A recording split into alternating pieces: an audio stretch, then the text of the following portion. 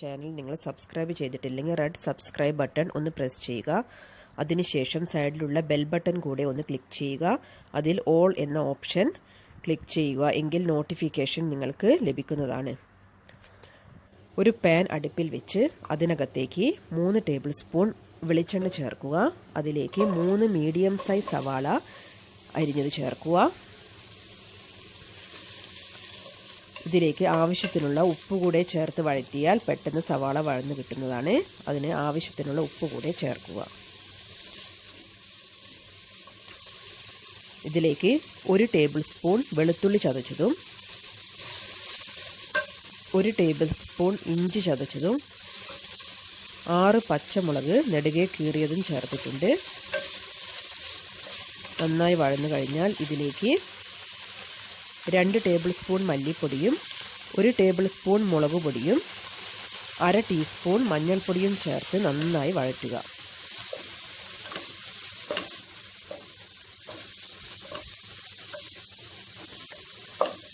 അര ടീസ്പൂൺ ഗരം മസാല പൊടി കൂടി ചേർക്കുക.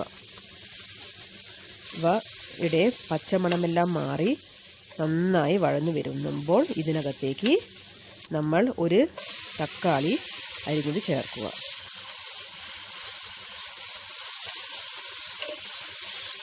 നന്നായി വഴറ്റിയതിന് ശേഷം ഇതിലേക്ക് അരിഞ്ഞു വെച്ചിരിക്കുന്ന മട്ടൻ വൃത്തിയായി കഴുകിയെടുത്തത് ചേർക്കുക.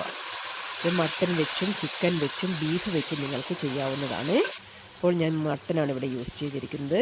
മട്ടനിലേക്ക് ആവശ്യത്തിനുള്ള വെള്ളം കൂടി ചേർത്ത് നന്നായി ഇളക്കി യോജിപ്പിച്ചതിന് ശേഷം ലിഡ് കൊണ്ട് കവർ ചെയ്ത് കുക്ക് ചെയ്തെടുക്കുക.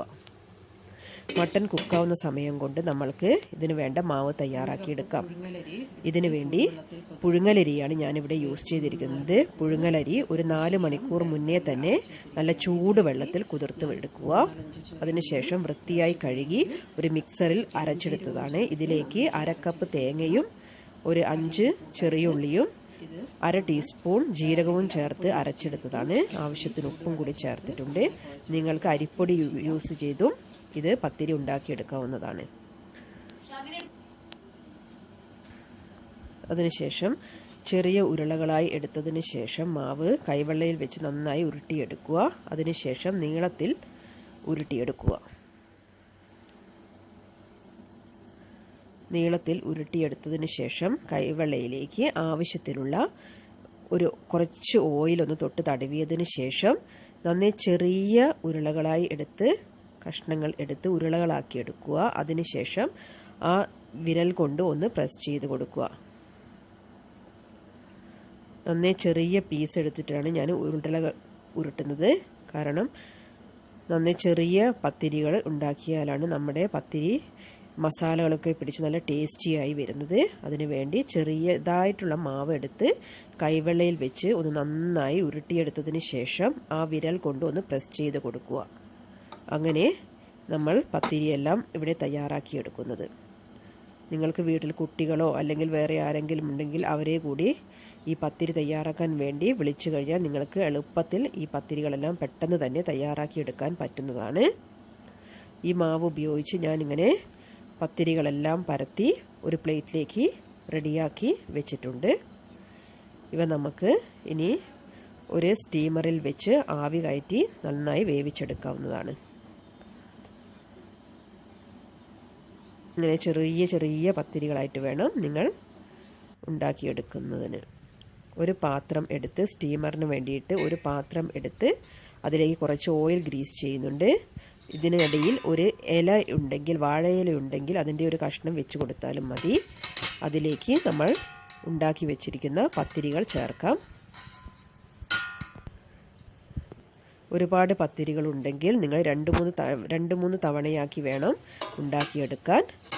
ഇപ്പോൾ കുറച്ചായതുകൊണ്ട് ഞാൻ ഇത് ഒറ്റ തവണയാക്കി തന്നെ ഉണ്ടാക്കിയെടുക്കുന്നത്. സ്റ്റീമറിൽ വെച്ച് ഒരു 5 മിനിറ്റ് നേരമെങ്കിലും നന്നായി കുക്ക് ചെയ്തെടുക്കണം.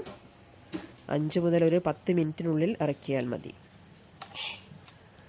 ഇത് തേങ്ങയാണ്. തേങ്ങ ഞാൻ റോസ്റ്റ് ചെയ്തെടുത്തതാണ്. തേങ്ങയിൽ വേറെ ഒന്നും ചേർത്തിട്ടില്ല. ഒരു കപ്പ് തേങ്ങയെടുത്ത് നന്നായി റോസ്റ്റ് ചെയ്തെടുത്തതാണ്. ഇതൊരു മിക്സിയുടെ ജാറിലേക്ക് മാറ്റിയതാണ്. ഇത് നന്നായി ഗ്രൈൻഡ് ചെയ്തെടുക്കുക. ഇപ്പോൾ ഗ്രൈൻഡ് ചെയ്ത് തേങ്ങ തയ്യാറായിട്ടുണ്ട്. ഇത് നമുക്ക് മട്ടൻ വേവിച്ചതിലേക്ക് ചേർക്കാവുന്നതാണ്. ഇപ്പോൾ മട്ടൻ നന്നായി വെന്ത് ചാറെല്ലാം കുറുകി വന്നിട്ടുണ്ട്. ഇതിലേക്ക് നമ്മൾ ഗ്രൈൻഡ് ചെയ്ത് വെച്ചിരിക്കുന്ന തേങ്ങ ചേർക്കാവുന്നതാണ്. തേങ്ങ ചേർത്തതിന് ശേഷം അതിലേക്ക് കുറച്ച് വെള്ളം കൂടി ചേർത്ത് നന്നായി ഇളക്കി യോജിപ്പിക്കുക. ഇതൊന്ന് നന്നായി തിളച്ചതിന് ശേഷം നമ്മൾക്ക് തയ്യാറാക്കി വെച്ചിരിക്കുന്ന പത്തിരി ഇതിലേക്ക് ചേർക്കാം. ഇതിന് ശേഷം എരിവ് പോരാ എങ്കിൽ നിങ്ങൾക്ക് കുറച്ച് കുരുമുളക് പൊടി കൂടി ഇതിലേക്ക് ചേർക്കാവുന്നതാണ്. ആവശ്യത്തിനുള്ള മല്ലിയില കൂടി ഇതിലേക്ക് ചേർക്കുന്നുണ്ട്. ചാറെല്ലാം ഏകദേശം കുറുകി വന്നിട്ടുണ്ട്. വെള്ളം നന്നായി വറ്റിപ്പോകാൻ പാടില്ല. അതിന് മുന്നേ തന്നെ നമ്മൾ ഉണ്ടാക്കി വെച്ചിരിക്കുന്ന പത്തിരികൾ ഇതിലേക്ക് ആഡ് ചെയ്യേണ്ടതാണ്. പത്തിരികൾ ആഡ് ചെയ്തതിന് ശേഷം നന്നായി തവ ഉപയോഗിച്ച് ഇളക്കി യോജിപ്പിച്ചെടുക്കുക. ഇപ്പോൾ പത്തിരിയിലേക്ക് ആ കറികളെല്ലാം നന്നായി മുങ്ങി നിൽക്കുന്നുണ്ട്. ഇനി നമ്മൾക്ക് ഇത് ഒരു ലിഡ് കൊണ്ട് കവർ ചെയ്ത് ഒരു 5 മിനിറ്റ് നേരം നന്നായി ചെറിയ തീയിൽ വേവിച്ചെടുക്കാം. ഇപ്പോൾ 5 മിനിറ്റ് കഴിഞ്ഞ് നമുക്ക് തുറന്ന് നോക്കാം. ഇപ്പോൾ ആ വെള്ളമെല്ലാം കുറുകി നന്നായി പത്തിരിയും ആ മട്ടൻ്റെ ചാറും എല്ലാം കൂടി നന്നായി കുഴമ്പ് പരുവത്തിലായി നല്ല ഭംഗിയുള്ള കുഞ്ഞിപ്പത്തിരി ഇവിടെ റെഡിയായിട്ടുണ്ട്. ഇത് നമുക്ക് ഒരു സെർവിങ് പ്ലേറ്റിലേക്ക് മാറ്റാവുന്നതാണ്. അതിനുവേണ്ടി ഒരു പ്ലേറ്റ് എടുത്ത് ഞാൻ അതിലേക്ക് മാറ്റിക്കൊണ്ടിരിക്കുകയാണ്. നിങ്ങൾക്ക് കണ്ടാൽ തന്നെ അറിയാം, നല്ല ആ മട്ടൻ്റെ ചാറ്, കുറുകിയ ചാറിൽ ആ പത്തിരി നന്നായി പൊതിഞ്ഞിരിക്കുന്നുണ്ട്. ഇതൊരു അടിപൊളി ടേസ്റ്റി ആയിട്ടുള്ള കുഞ്ഞിപ്പത്തലാണ്, മട്ടൻ വിത്ത് കുഞ്ഞിപ്പത്തലാണ്. ഇത് നിങ്ങളെല്ലാവരും വീട്ടിൽ ട്രൈ ചെയ്ത് നോക്കണം. എല്ലാവർക്കും ഇഷ്ടപ്പെടും. കുട്ടികളൊക്കെ ഇത് വളരെയധികം ഇഷ്ടപ്പെടുന്ന ഒന്നാണ്. ഇതിൻ്റെ മുകളിലേക്ക് ഇത് കുറച്ച് മല്ലിയില കൂടെ ഞാൻ ഗാർണിഷ് ചെയ്തിട്ടുണ്ട്. നിങ്ങൾ എല്ലാവരും ഈ ചാനൽ സബ്സ്ക്രൈബ് ചെയ്യണം, ലൈക്ക് ചെയ്യണം, ഷെയർ ചെയ്യണം, സപ്പോർട്ട് ചെയ്യണം. Thank you for watching.